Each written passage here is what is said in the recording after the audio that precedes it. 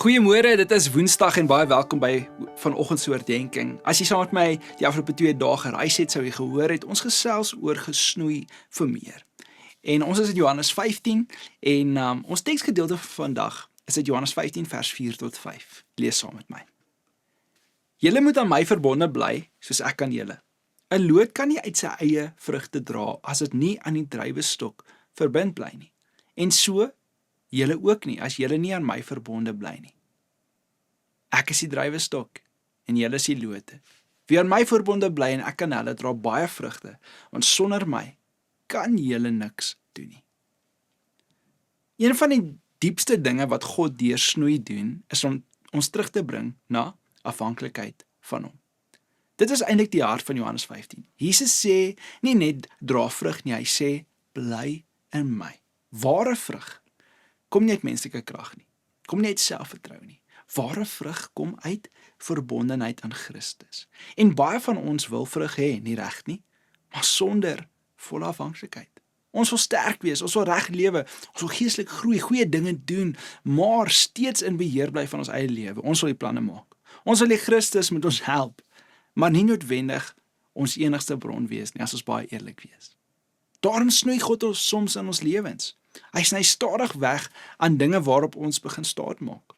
Totdat ons weer hoor wat Jesus sê, sonder my kan julle niks doen nie. En dit is 'n nederige waarheid. 'n Loot het geen lewe in homself nie.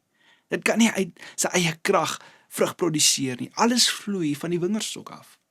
As die verhouding weg is, droog die loot uit. En op dieselfde manier kan 'n gelowige nie geestelike vrug dra deur dissipline alleen nie, deur wilskrag alleen of goeie bedoelings alleen nie. Die lewe van Christus moet deur ons vloei. En dit is hoekom snoei dikwels seermaak. God sny nie net sonde weg nie, hy sny ook daardie valse sekuriteite weg waarop ons begin steun het.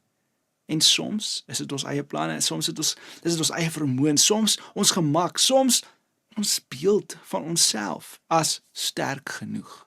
En wanneer daardie dinge begin wankel, voel dit ontstellend.